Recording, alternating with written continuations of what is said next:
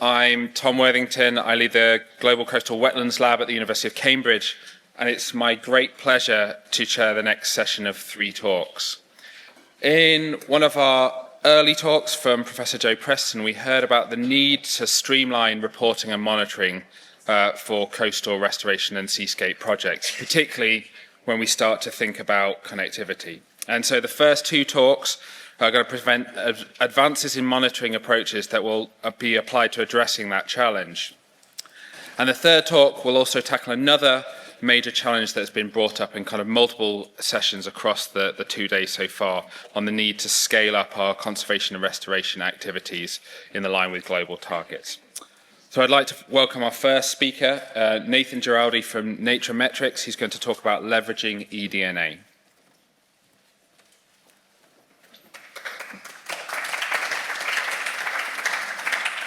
So thanks, Tom, and yeah, it's a great pleasure to be able to be part of the symposium. And I'm going to kind of just give some quick thoughts of mine, things I've worked on in the past, things I'm currently working on in the future, how we can mainly use molecular techniques, particularly using eDNA-based monitoring to really help and facilitate seascape restoration. So I currently work for NatureMetrics. It's a company based just outside of here, outside London, and we provide biodiversity monitoring based on eDNA. And so what kind does that mean? Basically, we have kits, everything you need to sample eDNA. We can send those kits anywhere in the world. I think up till now we're up to like 115 countries we sent them to. So we send those kits out. They include everything you need to do. They include a filter and all the material you need to filter water. And basically, our clients then send us back those filters. We extract the DNA, we sequence it, and we provide them with a list of species, depending on what groups they want to focus on. That's kind of been our bread and butter for the past 10 years since the beginning.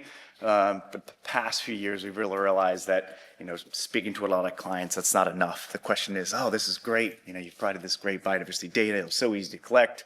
But what's it mean? Is it good? Is it bad? And so now we're really trying to move that along and to answer that question, give them some insight. Are you doing better or worse than last year? And so I'll talk a little bit about that as I go.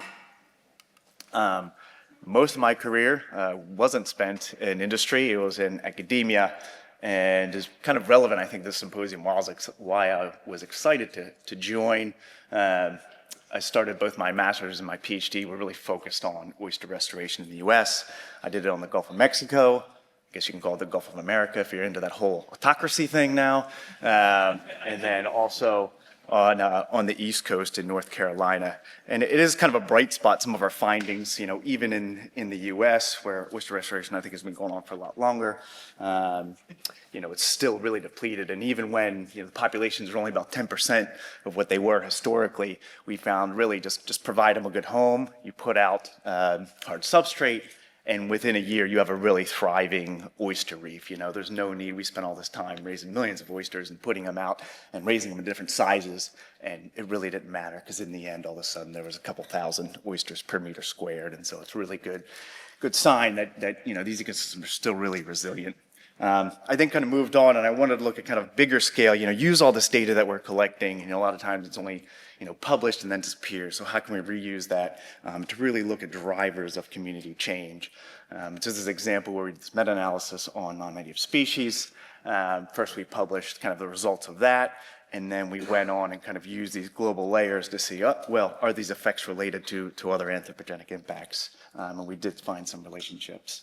I think it was that same kind of reason that drove me about 7 years ago when eDNA was first kind of like coming up as a way to measure biodiversity, is to just that drive to get better data. And so we did a lot of research looking at using eDNA and sediment to assess communities, to assess the source and the fate of carbon, which I'll talk a little bit about, but also to use it to look into the past through dated sediment cores. So there's a lot of different things you can do using eDNA.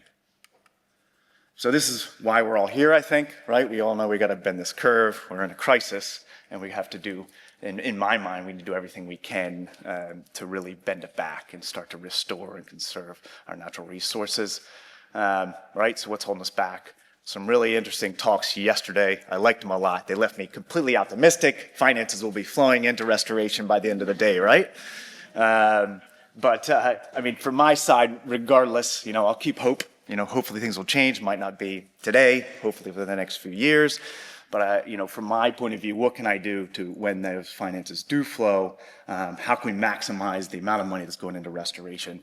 And when you think about marine communities in particular, right, they're expensive to restore and they're expensive to monitor. And so what I really want to do is, as I push forward, is to look at, maximizing the robustness and minimizing the cost of monitoring these activities, the restoration efforts and the conservation efforts. So I'm going to start with this, and there's no perfect survey method. Maybe by the end of the talk I'll have convinced you that eDNA can solve all of our biomonitoring issues, but please refer back to this. There's no perfect survey method. This is some results I did. I worked a little bit for NOAA, National Marine Fisheries Service. We went out and we compared underwater visual census, UVC, with video and then trap. So we did all three of these together to look at how they were different. And obviously you can see that, if they were all the same and picking up the same number of species, those curves would be along the dotted line, but they weren't. So there is no perfect survey method, whether it's traditional or based on anything, kind of these new technologies. It's not perfect, and it really has to be based. You have to know what you're measuring, and then the goals, and choose the methods most appropriate for that. There's just a list of some of the things that you can consider. So quick look, it's great to hear, a lot of these talks have included, eDNA is being used to assess the biodiversity. Just a quick go over, just in case you're not familiar with it. All organisms release eDNA, right? Skin cells, mucus, waste into their surrounding environment, into the water, into the sediment. So what we can do is then collect that water or the sediment. We could take it back to the lab, extract the DNA, whether right at this kind of spot, you can do more single species quantitative methods using qPCR, or you can amplify little sections, sequence it as a method called metabarcoding, sequence it, and then go and identify those sequences based on reference libraries. And so that's when you can then get a list of species and look at your biodiversity. But I sometimes use eDNA as like, oh, it's a method, right? And even I have to stop myself sometimes, because it's important to think that eDNA itself is not the method, right? It's kind of like, oh, I measure individuals. And so there's a lot of different things to consider when using eDNA to monitor biodiversity. Most importantly, that it's not like, a lot of times when you talk about it, people are referring to metabarcoding, where you're looking at this kind of broad scale biodiversity assessment. But you can also use it for very specific, more quantitative assessment of single species. And also there's metagenomic use, where you basically just chop up all the DNA in the sample and sequence it. But obviously most of that DNA is going to be from bacteria and those smaller things, but it's still for certain project goals. It's a great way of looking at answering different questions. Second, the medium that you take the eDNA from is really important. Water, sediment. Now there's a lot of work on air, getting enough air DNA to assess the animals in the area, as well as bulk. Some people will argue whether this is that eDNA or whether it's just metabarcoding, but we won't get into that. It's using metabarcoding to look at results of the phytoplankton nets or scrapes. So you don't have to visually ID, you really get a quick look at it. And I'll talk about this a little more, is think about dispersion and currents, as well as degradation. And so both of those things kind of come together to consider the footprint of the DNA that you're sampling. So quick look, benefits of eDNA, and this is going around a lot in literature. There's hundreds of studies now. It's well known, but often you get, compared to more traditional surveys, you get more species. You don't need a specialist. Anyone collects samples. It's non-invasive. You don't need to catch and kill fish to assess them. Sometimes it can be safe. Sometimes it can be quicker. So there's a lot of advantages depending on your study goals. But of course, there are considerations. One is abundance. That's the question we always get. One is really depend on the method you use. If you're using qPCR, you're much likely to relate that. There's plenty of studies that find both it does and doesn't relate using metabarcoding, but it's context dependent and needs to be studied before you go on and move from metabarcoding data to abundance.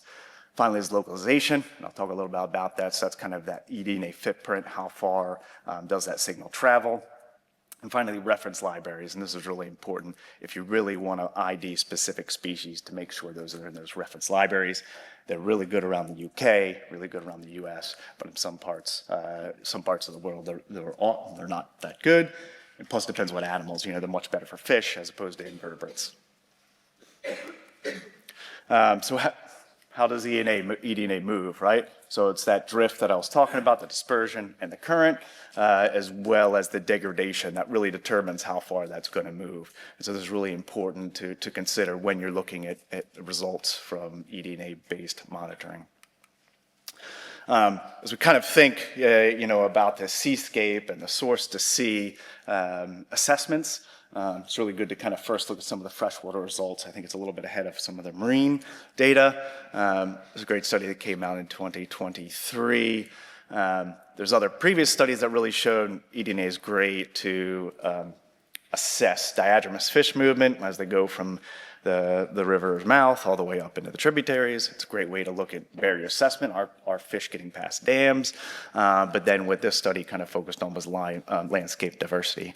And a few things they did was they modeled it, based on flow and elevation to kind of really hone in on where that eDNA signal is coming from.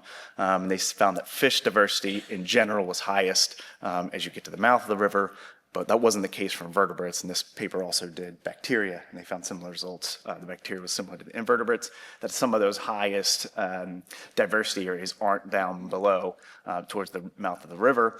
And the authors noted that, if eDNA wasn't a localized signal, then obviously your highest biodiversity areas would be down by the river mouth, because it'd all be flowing down there and it'd accumulate at the end. But one thing to consider, and this was an interesting study, that kind of depended, your localization is really dependent on environmental parameters.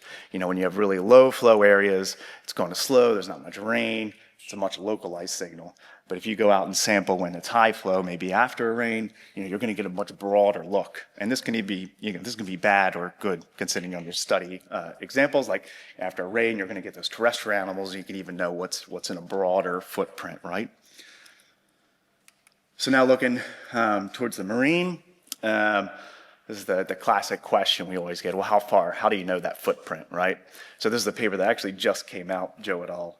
Came out a few weeks ago, and it's a really good synopsis if you're curious. It does both fresh and marine water. Take a look at it. But I think this signal really depends on a few things. First, on that top one, studies that use a few individuals found it's really highly localized. The signal disappears in 2 hours. It's only relevant in a couple hundred meters. These studies use like a single caged animal or a few, I think they're killer whales, and that signal is really localized. There's a couple studies that then took advantage of kind of fish farms because you knew that species were only coming from that fish farm. And obviously that's a lot higher density fish, and that signal is going to travel a little bit farther. And they found it was about 1 to 4 kilometers in these few studies that used fish farms to try to assess that eDNA footprint. And then finally, there's a few studies that try to model it, and although they put in kind of real world parameters like degradation and things, they seem to assess it and give it a even longer, like days up to 10 kilometers. So again, it depends. We have a good idea, but most of the time, it's on or probably a kilometer or so, and within hours to a day, at least in the marine realm. So as we think about seascape restoration, I think there's some opportunities that aren't well studied yet, but good opportunities in the future as how we can use eDNA-based monitoring.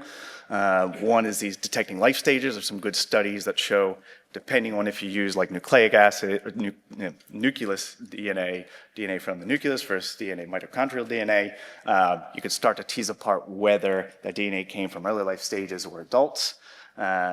But I think also one way to get around that is to use traditional plankton tows and just meta-barcode that actual bulk samples, right? Because right now that's a real limiting. I know when I was conducting my oyster research, we couldn't even look at larval supply. You put out settling plates and assume that the recruitment on those settling plates is relative to larval supply, when it's really not. A lot of things happen between those just because you can't visually differentiate a lot of these mollusk species, but this offers a way to really tease that apart and really identify, are those larvae different species of oysters, or are they mussels? And this is another study that came out that I read, and although it's focused on freshwater, it's a really interesting look at kind of taking these biophysical models and hydrology, right, that can improve your knowledge about where that eDNA is coming from, but also it's kind of a circular benefit where you can actually use how DNA travels to verify those models. Whether you're focusing on a species where where they're located, or even artificially releasing DNA. It is kind of this natural tracer that you can use to improve models both ways. So some of my past research focused on using eDNA to track the source and the fate of carbon. Obviously, as you're looking at the landscape and the seascape, this all travels around, it gets mixed up. There's lots of debate now about macroalgae and its contribution to blue carbon. And so we thought, hey, we can probably use eDNA in the sediment to assess these things as well. This is some of our first work we put out. And so we compared the isotope contributions, which Martin, a lot of stuff he did was great. That's what they use. It's a more traditional route. It does do a good job of breaking it out into these different groups to finding the contribution that these different primary producers have in blue carbon habitats. The specific study used seagrass. But then we eDNA, you can look, they're relatively similar. They're not exactly the same. It's two different methods. But for us, it was like, okay, great. Like this makes a lot of sense. And if you look under this macroalgae, you can see one of the benefits of using eDNA starts to come out, where you get a clear signal and you can differentiate red, green, and brown macroalgae. And so then we can even take that further and get down, like how far can we identify what taxa are contributing to the organic carbon. And this is what, using kind of a broad, easily usable metabarcoding technique, is that you get about 50% of your sequences to genus, and at class you get 100% of your sequences, and that's a big step above what you can do usually with isotopic signatures. So it's, again, helping us identify exactly where that blue carbon is coming from. And that's important, obviously, as you look at the landscape scale, because if you're great, maybe you have a seagrass that's sequestering a lot of carbon, but if you destroy those mangrove upstriver, then that's where a lot of that organic carbon's coming from, and then you've lost that ecosystem service. Then finally, we want to say, okay, well, what about, there's a lot of steps that can decouple the results you get from metabarcoding from actual abundance. And so we ran some controlled experiments, and we found that, yeah, it is, maybe it's not quantitative, but it is qualitative in looking at the relationship between the organic carbon and the results you get from metabarcoding. So hopefully this has given a look, how some of the ways we can use eDNA to look at this cross-habitat facilitation and the connectivity among all these different habitats. But as kind of mentioned in the beginning, is that the push now, and I think one of the important things is to try to look, okay, how can we use all this data? How can we make it cost effective? And how can we provide people with a really good, robust but simple metrics? And so one thing we're really working on is, okay, we have eDNA, that's kind of our bread and butter, but we want to add in other data to make it more robust, geospatial, acoustic data, use analyses, and then hopefully the output will be this ecosystem condition, so we can really assess changes in ecosystem condition. And so, we really wanted to use existing frameworks, and we've heard about some of these frameworks, like TNFD and CSRD, that all these corporations will hopefully buy into. But one of them, this is based on kind of a UNSEA structure, where they say ecosystem condition fine, that fits into these three different groups: species composition, habitat structure, and function. You measure a few metrics within each of those, you combine all that data, and you get this nice number on ecosystem condition. So one of the things we came up with, and it seems really straightforward, and then you start thinking, wait a second, can we just use like species richness, right? It's like the basis, but sometimes species richness doesn't always go up as condition gets better, and sometimes goes down when it does. And so, really simple metrics might not work all the time. So we're trying to come up with different analyses, kind of based on multivariate analysis, where a client can go out, sample at a reference site and at a restoration site. From eDNA, we can look at bacteria and fungi and invertebrates. We can then use existing databases to get kind of a look at the function. And so we have these 5 different individual metrics, and we can kind of combine them and give people, okay, right now it's 50%, and 2 years from now, hopefully it'll go up to 75%. So that percent is going towards that reference site. It's a real robust, but relatively simple way. Just quickly, I threw in this slide. This just came out a day or 2 ago, and it's one of those papers like, wow, that's a cool idea, where they used analyses like AI from the medical sector that tracks individuals and tries to do it with individuals, but they use that for restoration efforts. And so you come up with this really clear solution, right, based on your carbon now, whether you should thin it or not thin it. And it's really interesting. I encourage you to take it a read, and how these new analyses might help us in decision-making for marine restoration. So, right, yeah, hopefully I've touched on a bunch of different points and kind of, it was maybe a coherent vomiting of all my thoughts about how eDNA can be used to help out seascape restoration. And yeah, if I have time, I'll take questions.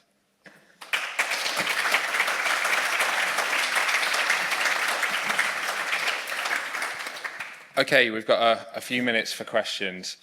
I'll take the one at the back first, please. Hi there, thanks for that. Roger Proudfoot, Head of Estuaries and Coasts at the Environment Agency. I often get eDNA offered up as a potential silver bullet to my monitoring woes, because one of my roles is actually leading on the national monitoring programs that we do.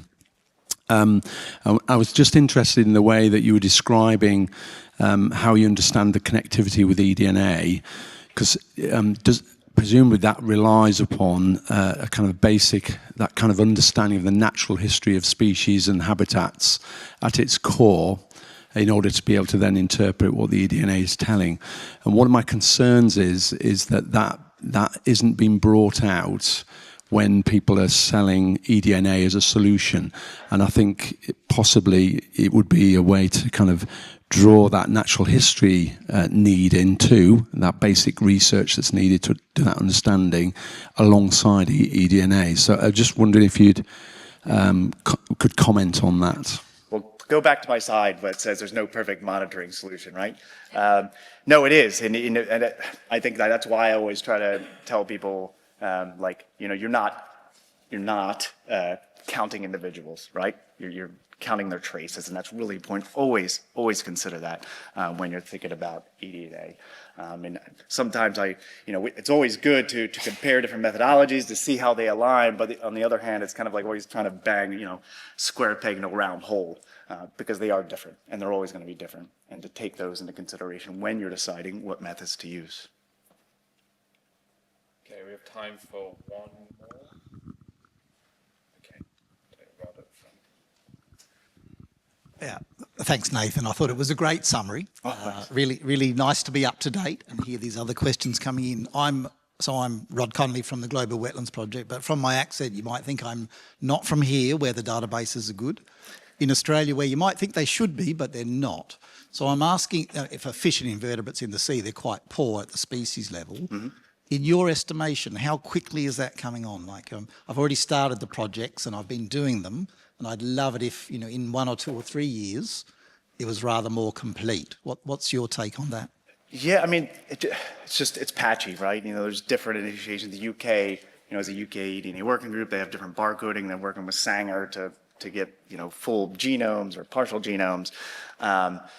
If you talked to me 5 years ago, I would have thought it'd be better, right? It's always slower than you hope, but it is coming along, and there are ways you can kind of initiate it, and I think Australia's coming along pretty well. There's a ton of people doing eDNA there, so hopefully, yeah, it'll come along. But I will just mention too that, one way we can look at it is we're looking at this broad community composition is there are some analyses you really don't need that species. You can just use that barcode, right? And that's your species, and you do analyses on that.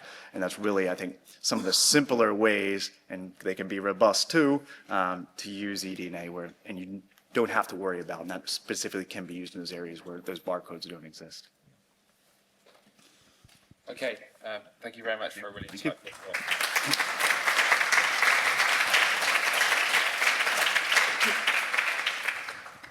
Okay, our second speaker is Professor Rod Connolly from the Global Wetlands Project at the Griffith University in Australia.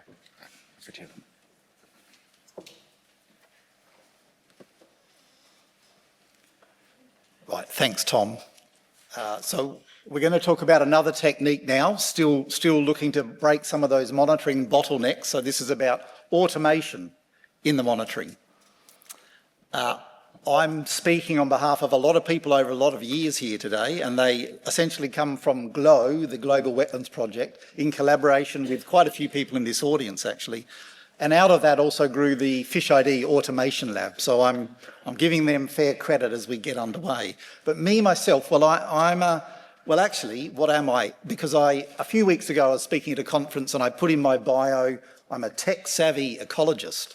And they read that out as I got up on stage, and I got up, and of course, I couldn't work the slide pointer.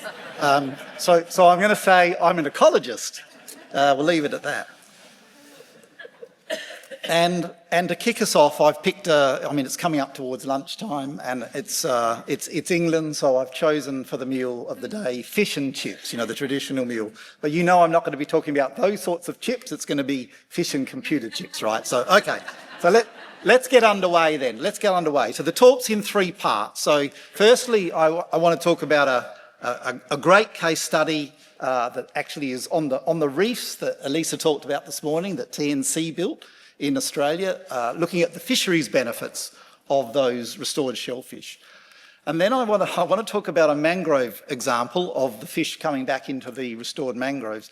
I know some people think there aren't mangroves in temperate zones. There are, but if you really don't like mangroves, I'll give you a trigger warning when we get to that section. You can pop your earbuds in and look away.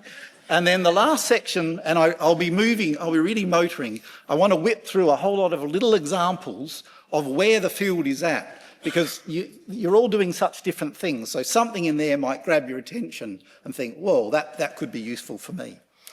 So to the shellfish then, so from Elisa's talk, we know that there can be unstructured seabeds because most of the hard structure across, in this case, southern Australia was removed, died or removed. And I'm thinking for you to just think, how would you sample fish fairly and in an unbiased way in a very structured habitat and half a kilometre away in an unstructured habitat? How would you do it? Some of you are fish experts. It's not easy, is it? There are no nets that can do it. There are no traps that can do it and get a density per unit area. But cameras can do it. The only thing is you need to put out lots and lots of cameras so that you get a reliable, reproducible result. And therein lies the need for the automation, because nobody wants to watch all those cameras. So I won't dwell here, except that there were 3 sites across thousands of kilometres of coastline, because this leads straight from your slides, Elisa, this morning. And we use stereo rigs there, bottom right, stereo rigs, unbaited. So as soon as you put a bait in front of a camera, you get wonderful, wonderful fish. You've probably seen footage of it, but they're not on the reef. I mean, they can come from hundreds of metres, if not a kilometre away. So that's useless. So the thing about unbaited cameras is they can be quite dull. There might be nothing there for an hour or two. And that's not good for humans to watch. They lose interest. And if it's Monday morning, and they've been drinking over the weekend, they don't do a good job at all. But the computer doesn't mind. That's the point. Now, when you put something in the water like a shellfish reef, fish will come. There's no doubt about that. But if it's merely adults moving from where they were over there in the bay to where you've put your reef, then that's not actually new enhanced fisheries production, I think you'd agree. What you're looking for here in a place where there's just not enough structured habitat for the first year class of fish, the juveniles, you're looking to see if juveniles arrive there and get a life where they wouldn't otherwise have a life, because they can then grow on to be new fish production. So we get the AI to work pretty hard. I'll go quickly. All of this is published and I'll show you some QR codes in a minute. So let me move quite quickly. The AI is doing a power of good here. It's firstly identifying each species, and then it's sizing each individual of each species, because for each species, the size at which they go past that 1 year mark into not being a first cohort juvenile is different. So then we can only count the juveniles for each species now. We do something called the mean count. If you've ever done this, you probably wouldn't do this manually, because it means we're counting every few seconds through that whole hour of deployment of video. But it is the best and reliable measure. And then this is a neat one. We really want it to be a density, just like if you're pulling a net and you know you netted over 10 square metres. But each camera deployment kind of sees a different area because of things like turbidity or the angle of the camera. And so that's worked out from the AI as well. So now we have a density of juveniles for each camera deployment. And then away we go with the data. There's great ways to model that through to adult production using known growth rates and mortality rates. So a bit of fun. This is what it really looks like as the videos run through. They're scientific names which you might not recognise, but they're a flathead, they're a squid, they're a snapper. I don't have time to keep playing. It is fun, but then there are 2 video streams, left and right stream, and if you track each individual like that, which the computer can do, then it can turn that into a size for each fish. And then we look at the difference in the densities for each species between reef and the unstructured control. Remember, there are no reference reefs here. They literally were all exterminated, and there isn't anything left. Now, that's a shame scientifically, because you'd love to see it tracking towards the original reefs, but that's not possible here. And then, look, honestly, the results aren't important. We agree. We were just talking about the method, but this is why you would want to get real robust data, because the black line here, well, let me explain firstly what the curves are. This is for any single year's cohort of fish arriving. If you watch over the rest of their lives, how much biomass would you get? How many kilograms of fish would you get? This is allowing for natural mortality and natural growth rates. And the black thick line is the average across those 3 reefs. So this is actually very impressive. This is 6,000-ish kilograms per hectare of reef per year you would get, so 6 tonnes. But you can see that green line at the bottom, there's nothing much going on, and yet that reef, called Glenelg, is actually one of TNC's best oyster recruitment reefs, and in terms of nitrogen cycling, it's fantastic. So depending on which service you want, you'll get different results. So you do need data rather than just assuming from reef to reef that it's going to be homogeneous. And then Margaret Reef at the top, that's the highest recorded fishery enhancement ever for subtidal reefs, restored reefs anywhere in the world so far. All right, if you're quick with your camera and you wanted to know more about it, grab the QR code, because I'm going to move on, but that's the paper that summarised all that. Now, that was last year, and then this year, you have to be quick. Most of you are looking pretty young and are fast with your phones. So now, this year, for a seascape context, watch this, because we also then went on to have cameras not just on the reef and a long way away, but also at different distances from the reef. So I'll set it up that we of course had the cameras on the reef. This is again fish abundance. We had cameras over here about 0.5 kilometre away. They're the unstructured controls. But this time we also had cameras just at 2, 7 and 12 metres off the edge of the reef onto the unstructured habitat.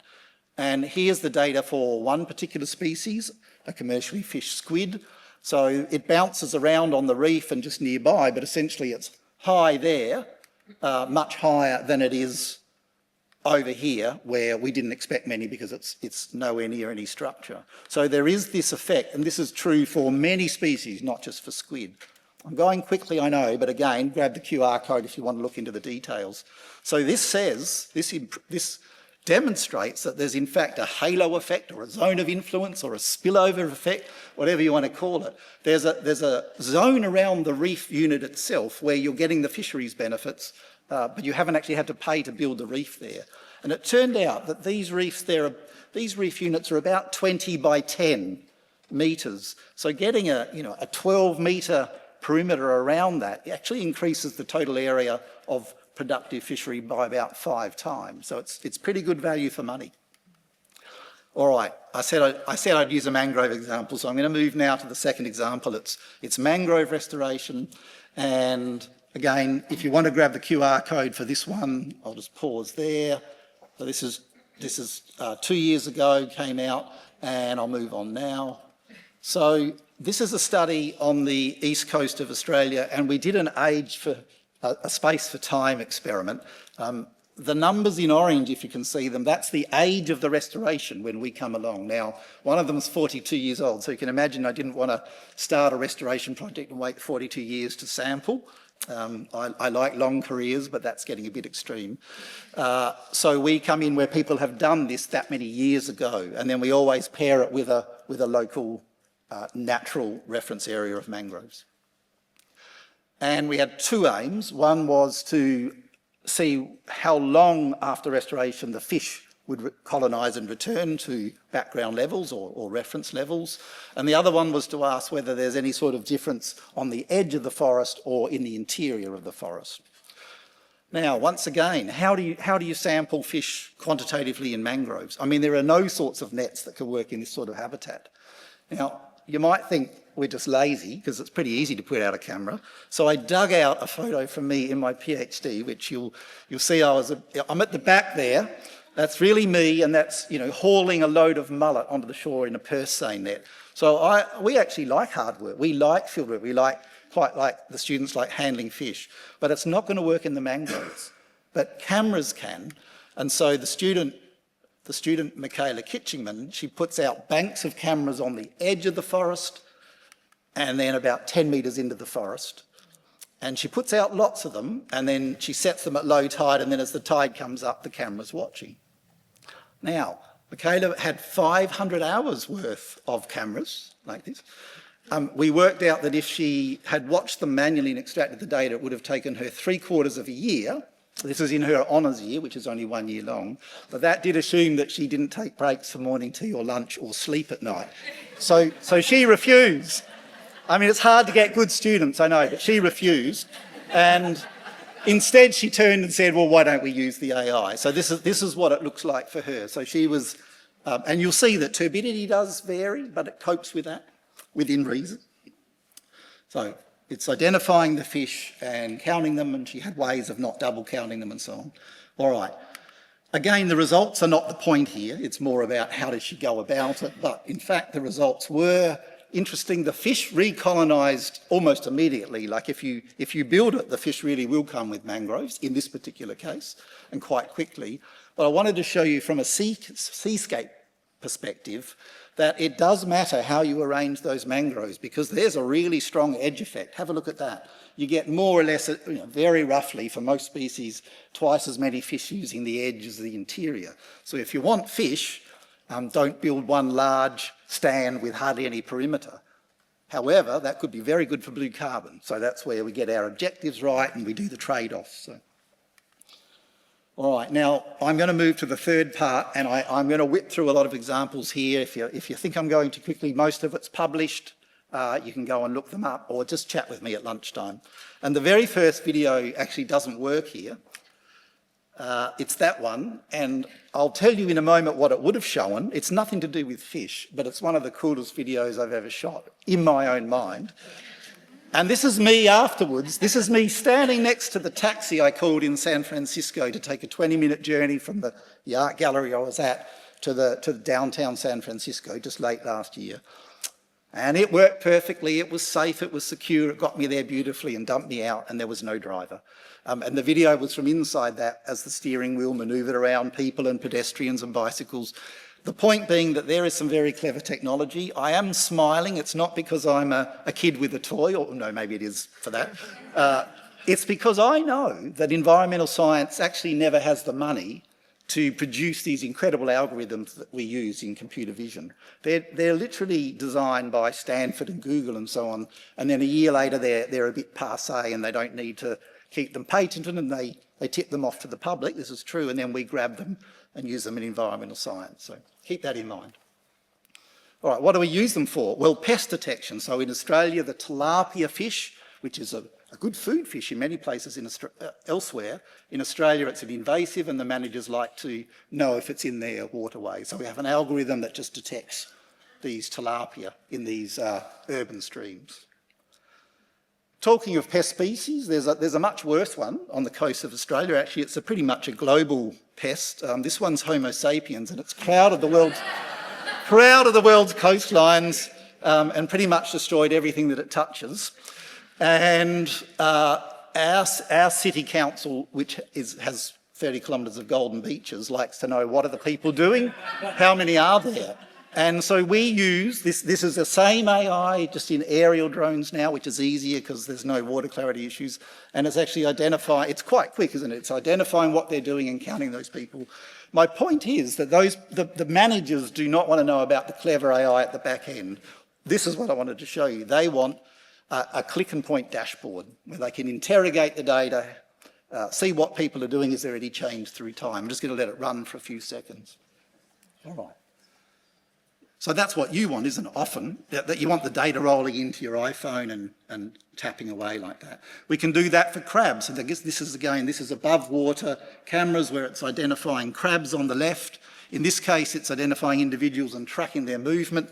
The reason we've sped it up on the right is because crabs are actually pretty dull. They're good indicators. They're good indicators of marsh health, but they're quite slow. And what that looks like in practice is at this marsh restoration site, is that there are lots and lots of sites, and then on the dashboard you come along, you click to a particular camera, what data have I got there? You can look at the raw video, you can look at what's coming in, size distributions and so on. I know I'm going quickly, but as I say, you can look all this up. You can ask what the fish are doing. In this case, the software only detects this particular species called luderick, and then it counts the number of times it makes that interesting grazing manoeuvre in the seagrass where it licks the epiphytic algae off and the seagrass is cleaner and does more photosynthesis. Predator-prey interactions. Now this is interesting. This is a predator.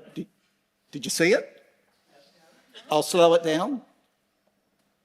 You got it? Some of you got it, and I'll slow it right down and stop it. It's a flathead going up and catching a small sprat in a school. And if you watch that at normal speed as a human, thinking you're doing a good job, you wouldn't have picked that up. And lots of people are interested in predator-prey interactions, and generally they're underreported because they're quick. They have to be, else they won't catch the fish.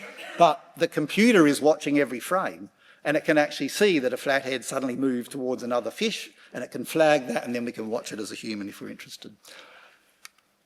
Turbidity, always an issue if we're in the inshore marshes and oyster areas. On the right is our underwater drone where we've pushed a button that invokes an algorithm that removes some of the turbidity. So the video's playing the same on the left and the right. It's not great on the right, but it's a lot better than it is on the left. Good enough for the AI to count the fish. Sometimes the turbidity, though, will not be good enough, or it might be nighttime, and then we'll use sonar or acoustic cameras, and again the AI works perfectly well on these sorts of cameras as well. So this can see in the dark, quite literally, see in the turbid water. All right, we're putting all that together, so I'm moving towards the end of this now. This is what we're looking at in the future, or now actually. Lots of cameras all coming together with satellites in the sky, Internet of Things, aquatic, you could call it, IOTA. And for the global wetlands team in particular, up until 2024, we'd pulled together a whole lot of databases on coastal wetland health, publicly available regional and global databases. We had the IUCN Red List data, but that's very, very broad and not very specific to any one locale. That had been with some people in this room. It's good stuff, but what we need to do now is put local biodiversity and wildlife indicator data in it. And we're rolling that out this year across 20 countries where we help with the automation, and we have strong local stewardship, and they know which indicators they need to measure. And then from next year, anyone can join as long as we get the statistical infrastructure right. So keep in touch if you're interested in that. we have a streaming camera in an urban stream near where I live. So the water is not like the Great Barrier Reef, it's murky, and we're interested in the fish, what time of day do they move and so on. Doesn't really matter, I just wanted to show you what it really looks like. So this streams to our phones, and when we first installed this, even though I have brilliant research fellows, our productivity dropped to near zero that week. Because it's that intermittent reinforcement. You keep looking, you might see a fish, you might not. It's like a good game, isn't it, where it won't let you go. And so we decided to then package it up so at the end of the day you could just watch the 5 minutes of top highlights, and we got our lab back up to full productivity. Now the other thing is that when you put something in the water, especially if it's like this, the lens gets a film of algae and bacteria on it. You can't see anything after a few days. So you'll see it has a little lens wiper come across. And once I play, it only runs for 20 seconds or so, once I play, especially watch carefully after the second time that the wiper comes across. So here we go. There's the wiper. Let's see, I don't know, there's a lot of light on the screen. Can you see that? There's a long-finned eel. Did you see that at the back? Yeah. That's a little sparrowed, a little brim.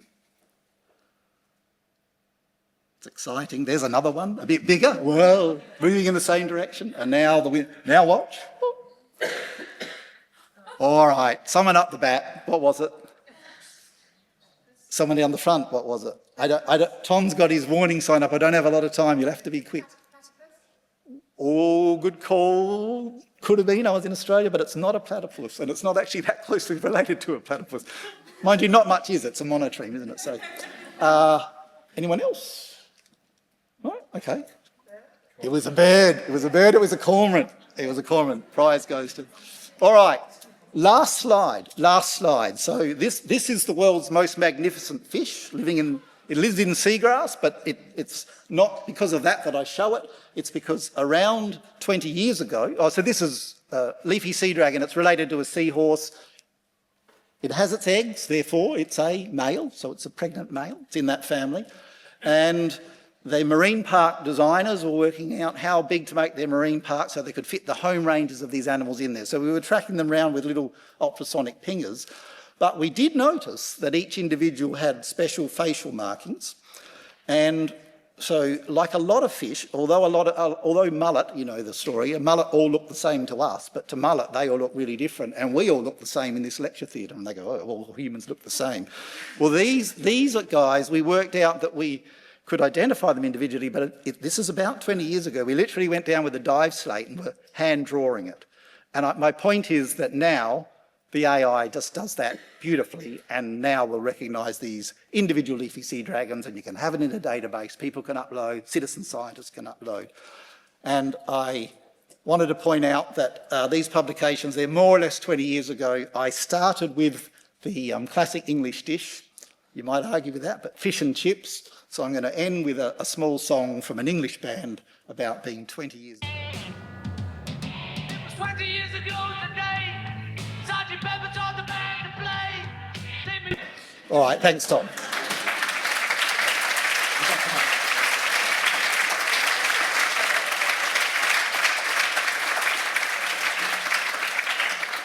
Okay, we've got time for a couple of quick questions. I'll take the one at the back left here. Hi, I'm Geraldina from the University of Palermo. Thank you for your very impressive talk. I'm just a question, methodological one, more or less. How do you deal with double counting? The fish can go up and down in front of the camera. Can the AI identify if it's the same specimen that go up and down? Or Look, it's a great question, and probably on quite a few people's minds, and the longer answer is actually a whole lecture that I give on it. But let me just say that a lot of people just use something called max n. Do you know that one, where you only take the frame in the whole hour where there were perhaps the most of that particular species and say, well, there are at least that many. But that well undercounts what's really there. So once you know the sizes of the fish, you can start to say, oh, well, that was 5 fish of that size, 3 of another. But honestly, there's a longer answer. Do you want to catch me later and we can go through what you really have to do depending on your objective? So, yeah, okay. Thanks. Good question. Okay, we'll take one more. Just the second row, please. That was amazing. Thank you. I'm going to pick up on the use of the tool to track human activity, because as a social scientist practitioner, that really freaks me out.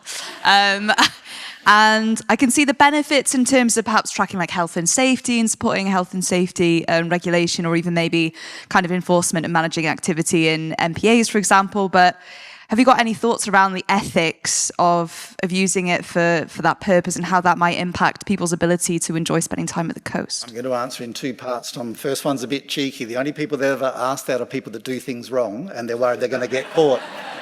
No, that's not my real answer. So that matters a lot. Actually, it matters in the sea as well, because we do work on species that are very unusual, rare, and if the information falls into the wrong hands, then we immediately leave the people that are going to harvest those animals right to where we don't want them to know they are, right? So it's not just for humans, but it becomes very acute, doesn't it, with human ethics and so on. In that particular example, there's no facial recognition. So yes, if someone was walking their dog without the leash in an area where they're meant to have the dog on the leash, it would be known, but there's no way we or the city council can track that individual. We're not doing any sort of recognition like that. But there are many situations where we'll have to be very careful. Yeah. Again, that's a whole discussion, isn't it? But it's a really good point. So thanks. Okay, thank you, Rod. Thank you. Our final speaker of this session is Angus Garbutt from the Centre for Ecology and Hydrology, who's going to talk to us about the Saltmarsh Breakthrough. Over to you, Angus. Well, that's a tough talk to follow. I've got no animations and no jokes, I'm afraid. But yeah, great talk. Thanks, Rod. So I'm going to talk to you about this Saltmarsh Breakthrough. It's a United Nations initiative that we've just started this year. And this is the kind of first time we've introduced this to people outside of our small sort of saltmarsh world. So firstly, I'm just going to give you a bit of an idea of what the breakthroughs are, if you're not familiar, and then talk through the Saltmarsh Breakthrough itself. And we're really excited to be launching this at UNOC next week. So the official launch is next Tuesday, and we've got Sylvia Earle coming to talk about it and launch it with us. So yeah, I'm very excited about it. So yeah, see what you think. These are our kind of corporate slides, but it's been a massive team effort led by Tom Brook from WWF, who's done an amazing job in cajoling and keeping everybody going, and Aisling and Maddie from Blue Marine. And kind of between the four of us, we've with like the management group, and we sat down in February to write the State of the World Salt Marshes report. We took 2 days to kind of get it going. And then we've had workshops and consultations with people all over the world, and it's been a pretty amazing experience. So first of all, let me just, I'm sure you know this, but just in case, let me just remind you about salt marshes. This is the classic slide that all the guys in the front row here have spent so much time putting together and doing this amazing job of getting all these figures and graphics together. And we kind of know salt marshes do good stuff. They improve water quality, biodiversity, food, flood and coastal defence, recreation, all the kind of services we're fairly familiar with. And we also know, again, for a lot of people in the front row here, part of this graphic, that salt marshes are part of the wider seascape. There's a flow of nutrients out into the estuaries, providing the baseline nutrients, silica for food webs. Fish use salt marshes, are coming out, lay their eggs in seagrass, come into the salt marsh to feed. Salt marshes are sinks and sources of carbon. And generally, they're just part of this kind of connected seascapes habitat, which we're all talking about today. So what are the breakthroughs? The United Nations have a part of the race to net zero to basically decarbonise the world, different sectors of the world's economy. And the breakthroughs are meant to be transformative. They're actually breaking through certain barriers to change and decarbonise different sectors of the global economy to keep ourselves within the 1.5 centigrade targets. And this is kind of this is kind of the conceptual diagram of how this kind of transformative change will happen. So at the start, it's kind of recognising there's an issue. It's a bit like Seascapes, I guess. You're recognising there's an issue with understanding, socialising the concept, bringing the information together, forcing through transformation, and then normalising that concept. And this is what the breakthroughs are all about, and I'll tell you the different sectors in a minute. And I guess, I don't know, where are we for Seascapes? Maybe in the transform stage at the moment, I think, after listening to the last couple of days. You know, maybe even 10 years ago, we were right, you know, that ambition was, you know, we were right at the start of this curve. And hopefully in the next 10 years, we'll be up at, you know, that normalised stage where seascape restoration is just what we do, if we keep going the way we are. And that's the same with the breakthroughs, with these different sectors of the world's economy. And if you look here, these are the sectors, the themes for the breakthroughs. You've got the obvious areas. If you think about, you know, where sort of, you know, CO2 and net zero targets should be achieved through human settlements, you know, decarbonising the energy sector or industry, land, water, transport, and also, you know, carbon removals. And you can see we've got the ocean and coastal zones. And there's a few breakthroughs there. They're developed typically over 18 months to 2 years. And say in the ocean and coastal zone, breakthroughs, the shipping breakthrough was announced, and they get announced at the COPs, climate COPs.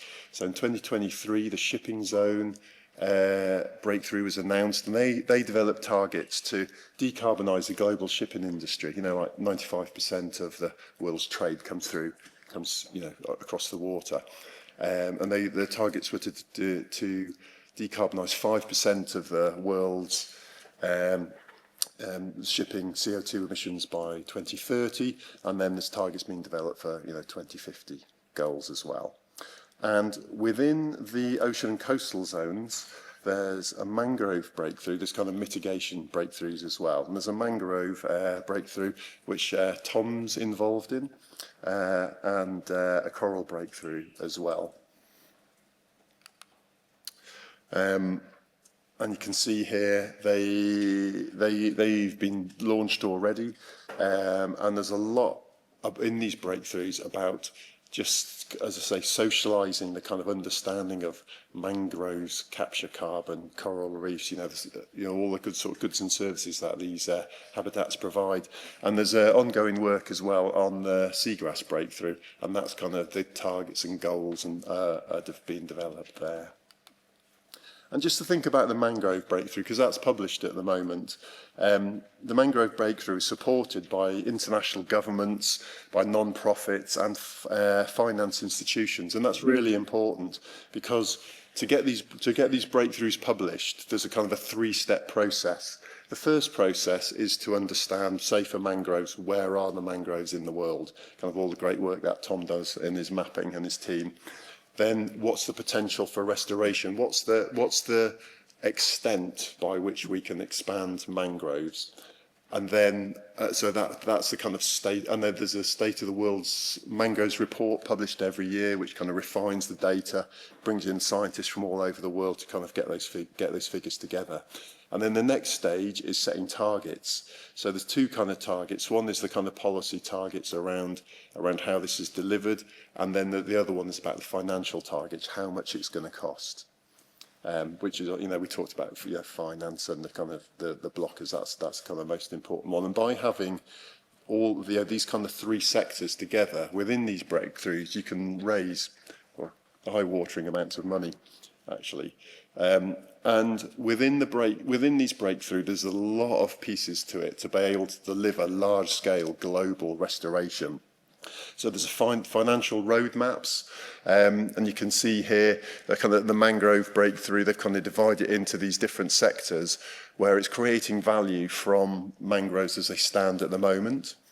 It's and if you look at this kind of, you know, the kind of decline in recovery curve, really they're on. So you're creating value from mangroves as they are now, and then the kind of using the kind of economics and use of mangroves and how do you kind of, make them sustainable businesses, tourism, and food and fibre production. And then there's mitigation for mangroves where they've been, cleared for shrimp farms.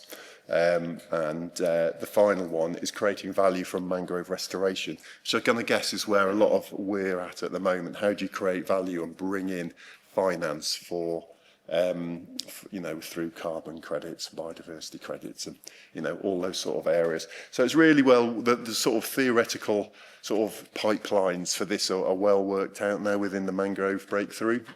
And on top of this, if you look in the bottom left-hand corner there, they've also been looking at NDCs, for governments. So how governments actually bringing mangrove restoration into their nationally determined contributions, which is really important because it kind of sets a political precedent for mangrove conservation and restoration, and through that political precedent, then money flows, targets are set, and you can kind of drive restoration.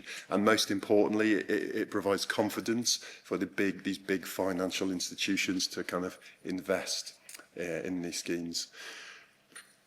I think there's 61 countries at the moment have blue carbon habitats in their NDCs, although I think only 33 have actually set targets within that. And they've been renewed this year, and I think there's only 22 countries at the moment have actually reset and given targets for their NDCs for blue carbon habitat, which is really low compared to, I have no idea how many countries in the world have coasts and blue carbon habitats, but 25, is very low at the moment, so it'll be a nice figure to get actually. But so these UN goals and targets, and because they're there at COP, at UNOC, UNGA, World Climate Week in September, they're pushed all the time. These breakthroughs have visibility on the global stage. They have pressure to keep these things up. So there's a real political advocacy piece to have behind these breakthroughs as well, and a unifying global, sort of movement. Here's some targets. So the mangrove breakthroughs, the guys, the team knew how much mangroves are in the world. They estimate what's the potential for expansion of mangroves, and estimated the cost, and $4 billion US. And that $4 billion has been pledged through those three different sectors, through governments, through the philanthropy and private finance. And when I was reading this, and seagrass, I think that's probably an underestimate. I don't know if the seagrass guys are in there, but that's kind of that's going through iterations at the moment. And when we were looking at these breakthroughs, we were like, "There's no Saltmarsh breakthrough. That's surely there must be one." So Maddie from Blue and myself, we went to COP in Baku in Azerbaijan in November and met with the UN climate champions. And said, and we had with meetings with them and said, what about a Saltmarsh breakthrough? We went through that process, decided it was a good idea. Obviously, Saltmarsh is part of this, and so we had a kind of process. And like I was saying, we convened the global Saltmarsh community through our various networks and started, building this plan to develop this Saltmarsh breakthrough. And one of the main reasons, and like of course, we've got the UN branding on here. Saltmarshes, as well as all the habitats we've been talking today, hit all these targets. There's kind of no question. It's a no-brainer, and we know it in this room that we need to address blue carbon habitat restoration. But amazingly, I've worked in salt marshes most of my life, but a lot of people haven't heard of salt marshes. Mangroves, everybody knows about. We all eat oysters. The seagrass guys have done an amazing job because they've got nice fish and leafy seahorses and things in there. But then with salt marshes, it's been hard. So when we've been going around to the UN or to these big funders we've been talking to, I think I've heard of salt marsh. I'm not quite sure what it is though.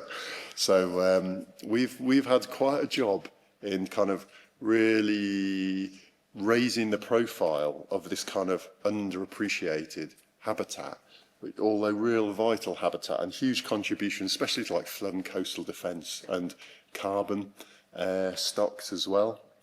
And by linking to all these goals here and plugging in at a global level kind of salt marsh, we really started to raise the profile, and it's becoming part of the international conversation now. And this is the first public viewing. We've been working very hard to get the State of the World Salt Marshes report published. So we've had international workshops, been amazing. We've had people that we've never talked to from Sri Lanka, Japan, various different places around the world popping up. There's 120 countries, credit to Tom again for this, 120 countries around the world with salt marsh, which I'll show you in the next slide. And it's going to be a massive effort over the last 3 to 4 months in bringing together all the information. You can see here we've looked at the kind of general introduction, the role of salt marshes, what they play, the benefits of salt marshes, scaling up solutions, for the finance, and the global call to action.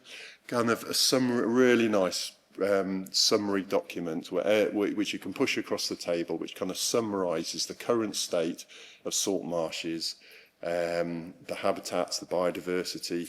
Talks about the ecosystem services, the finance, and the governance around that as well. So yeah, it's been a real, and it's the design is this week, and it's going to be sent to us tomorrow or Friday, hopefully ready for when we go to fly to UNOC on Sunday. And here are the world salt marshes. Again, big credit for Tom. I hope we've done your figures justice here. Yeah, and it just shows you, I don't know if you can see the list there on the left-hand side. It was a pretty interesting, when you think of salt marshes, you think of temperate habitats, think of Australia or kind of this band, this kind of European band.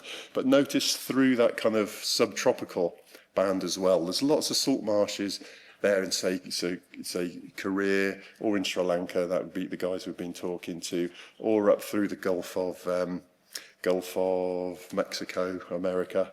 There as well, you can see right down to the kind of the extremes of South America and up into the Arctic there as well. And what really struck us when we were deciding how to portray salt marshes, we thought one idea we had was we thought we might map it onto the mangrove maps, because if you just think about you've got salt marshes, the different style maps. You map that onto mangroves. It covers most of the world's coasts. You can add seagrass and oysters onto that, actually. For world domination, it'd be a great. It'd be a great. I have got a joke going on because of that.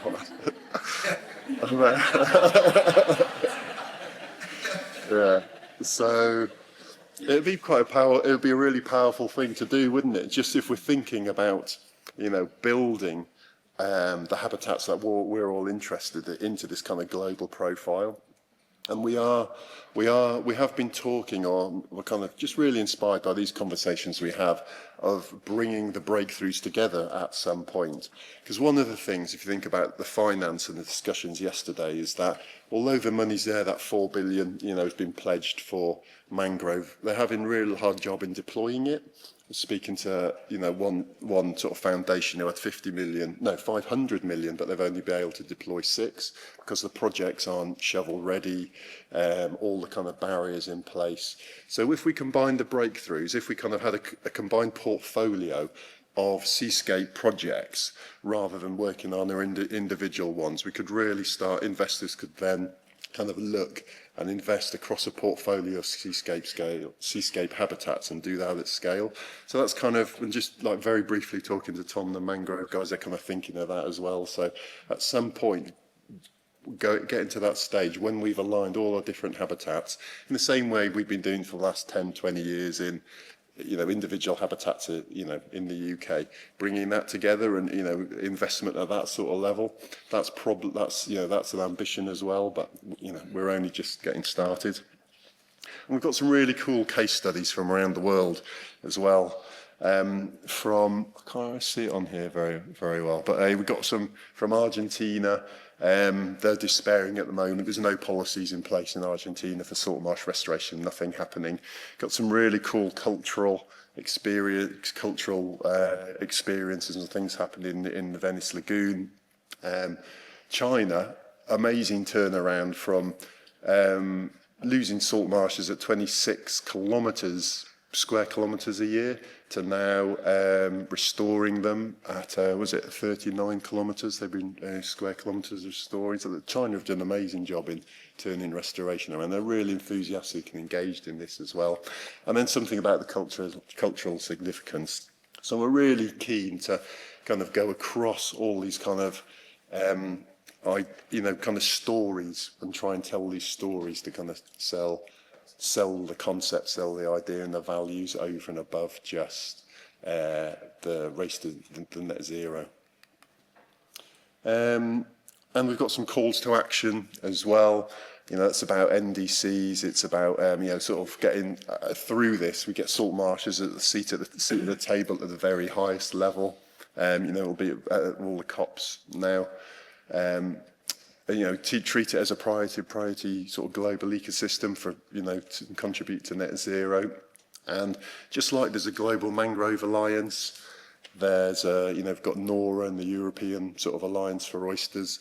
There's no governing sort of body for salt marshes at all, really. We've got a UK network, and there's good kind of networks in Australia and various places. So one of the things we think we'll do, and hopefully we're going to get funding, we think we've got funding for now to set up a global salt marsh alliance or something like that, so we can now then coordinate and resource and direct the future directions of this breakthrough. Thank you.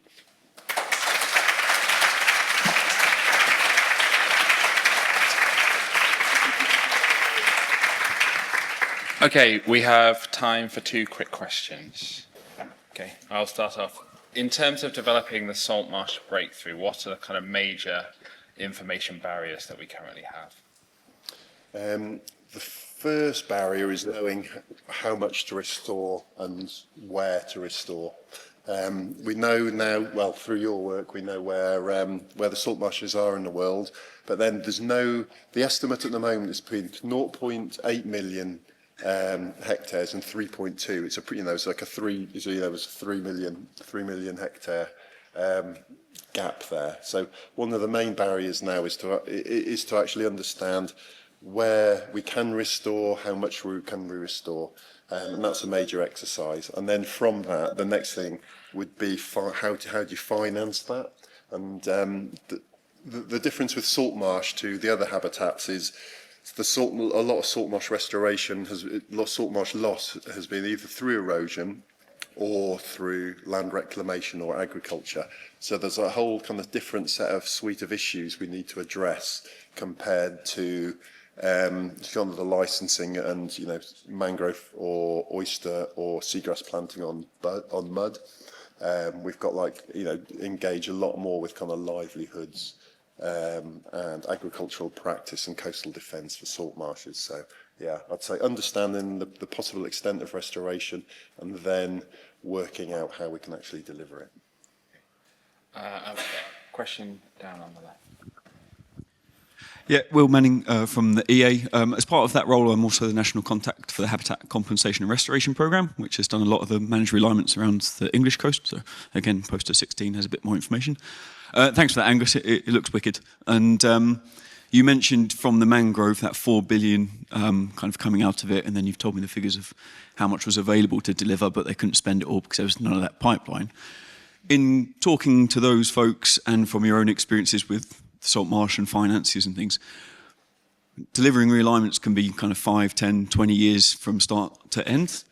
Is that recognised by people that want to spend money, and is there the kind of the acceptance and the want that you might actually spend quite a lot of money just doing the talking and just doing some of the feasibility work and stuff like that? You might not get anything major as a PR event in terms of knocking a hole in the wall for another decade. Is that recognised, do you think? We haven't actually got that far yet. We've just got to this first stage of publishing this, but as a group we really recognise this, and there's and going around the world, what was really interesting, we've had these workshops, around the world, in that managed realignment is one of a suite of different ways to restore salt marsh. So in Northern Europe, for example, it's, we put sea defences all around our coasts.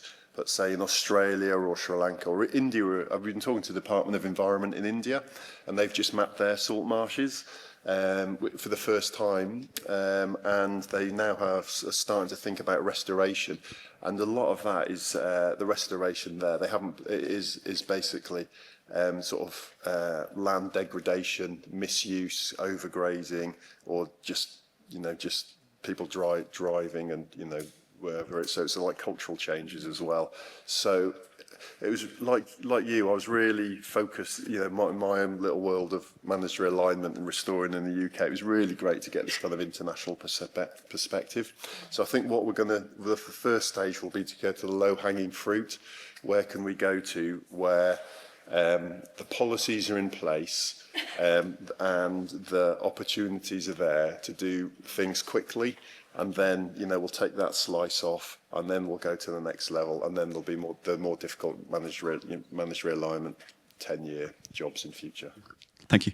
Okay, I think we've got time for a very quick question. It might be very, very simple. Thanks a lot. That was a great talk. I'm Ray Ward from Queen Mary. And it might be Tom, actually, that answers the question. I was looking at your salt marsh map, and I noticed that you didn't have any in the Arctic. Is there? I know there are there because I've worked there. Yeah, okay. So I think when we come to mapping salt marshes, we're pretty good around, the temperate areas. We know that there's some in the Arctic. That was limited by the available satellite data. That's what I thought, yeah. But we do need to be better at kind of having training data across the Arctic, but also the tropics as well, where they're really understudied. So. I got some really good maps if you want to use them for training data. and part of this work is the next iteration of the state salt marsh report might have them in, so it's kind of driving that kind of need for data. Okay, thank you, Angus.